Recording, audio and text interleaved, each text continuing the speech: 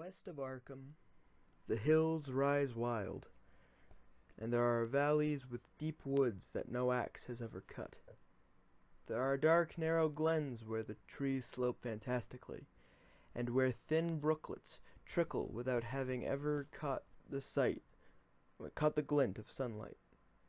On the gentler slopes there are farms, ancient and rocky, with squat, mass-coated cottages brooding eternally over old New England secrets in the lee of great ledges, but these are all vacant now, the wide chimneys crumbling, and the shingled sides bulging perilously beneath low gambrel roofs. The old folk have gone away, and I probably won't. The place is not good for imagination, and does not bring restful dreams at night. It must be this which keeps the... Okay, I'll just skip to this next bit. There was once a road over the hills and through the valleys that ran straight through where the blasted heath is now. But people ceased to use it, and a new road was laid curving far toward the south. Traces of the old one can still be found amidst the weeds of a returning wilderness, and some of them will doubtless linger even when half the hollows are flooded for the new reservoir. Then the dark woods will be cut down, and the blasted heath will slumber far below blue waters, whose surface will mirror the sky and ripple in the sun, and the secrets of the strange days will be one with the deep secrets, one with the hidden lore of the old ocean, and all the mystery of primal earth. Welcome, ladies and gentlemen, to another episode of the Carr-Quest of H.P. Lovecraft. And today is the Halloween special. So happy Halloween to everyone. And today we will be talking about the color out of space. So the color out of space is an S-tier story. Yeah. 2 minutes into this, and I'm already giving it the S tier, because this story is just great. This is just an awesome story. But before we continue as to why it's so awesome, let's go over the story. So as you see through the kind of the bits I read and kind of skipped through, it's set near Arkham, to I think the west of Arkham, and it follows the history of this place known as the Blasted Heath. This place where everything is all like gray and ash, like everything's kind of like covered in ash or some sort of thing like that. And there's a water surveyor there who's come there to sort of scope out the area, and he later meets up with a guy named Amy Pierce, who tells him about the Gardner family, Nahum, Nabby, Zenas, Thaddeus, and Merwin, who were all affected by something that happened in the Blasted Heath years and years ago, involving a mysterious meteorite that came out of the sky and landed near their farmhouse.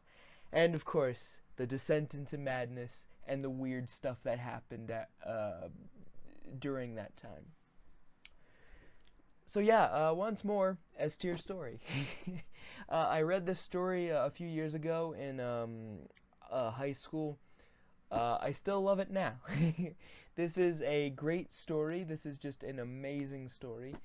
I just love it because it's just, and not only do I love it because it's an S-tier story, H.P. Lovecraft himself considered this one of, if not his absolute best stories, as well as just his favorite story, his personal favorite as well. And, yeah, this is a great story, 100%. I love the color out of space, I love the color out of space, and I'll say it again, I love the color out of space. And I think it's just a perfect story of, once more, what Lovecraft is good at, which is atmosphere and escalation, which is just, he sets the atmosphere of this strange place in terms of Lovecraft connections. There's Arkham, Miskatonic comes back, 3 unnamed professors from there go to investigate this mysterious meteorite, And but yeah, I think just the escalation of how the meteorite like affects the area, and how it like slowly makes everything like the life around it just not right, and just everything is just slowly corrupted under the force of whatever's going on, and it's just amazing, and I love it, and it's great. I just love it. There's no other way to describe it. I think The Color Out of Space is just bloody amazing. And if you haven't read it, read it. Up there with Call of Cthulhu, Dunwich Horror, Music Eric Zahn, a bunch of other ones that we've reviewed already. Read The Color Out of Space, for God's sake. Is it my favorite Lovecraft story of all time? It's definitely way up there, at least in my top 5, maybe even top 3. Of course, we cannot talk about this story without talking about some of its film adaptations, specifically the one made in 2019 starring Nicolas Cage. My dad and I saw it a few years ago, and it's a pretty faithful adaptation. There are a couple of things different, that are different going from the story to the book, the story rather.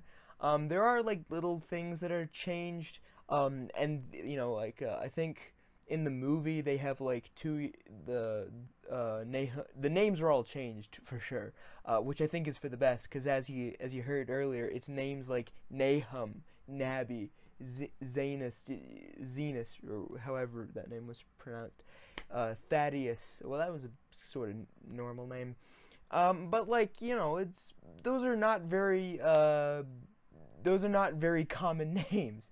So it's been changed to like Nathan, and I think there's a character named Lavinia. I can't be sure. Or it's something beginning with an L. And the effects of the color are much different. Well, not much different, but at a certain point, it affects it similarly, but there are like specifics that are different. And I think it's a decent adaptation, though I will say maybe read the story at some point, either before or after, if you're gonna watch the Nick Cage movie. But yeah, Color Out of Space, it's awesome. It's awesome. Read it however you can, whenever you can. It is great, and I love the story. It is my entry point to H.P. Lovecraft, and I haven't looked back since. Again, with the H.P. Lovecraft stuff, with the racism stuff, that's still kind of bad. But yeah, like this is a good entry point to H.P. Lovecraft, just in general, along with Call of Cthulhu, Dunwich Horror, etc., etc., etc. On a tier list, this is going up there into the S immediately. This is going up there with the S tier stories. I love The Color Out of Space, as I've said probably more than at least 10 times. This is just a great story. If you haven't read it, go out, read it, find it, like read it online, hear it through audiobook. Just find a way to read this story. It is amazing.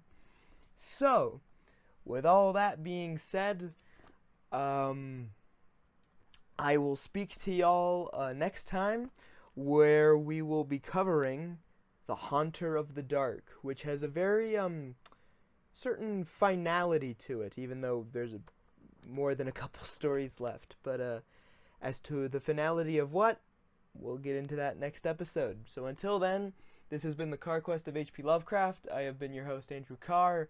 And until then, see ya.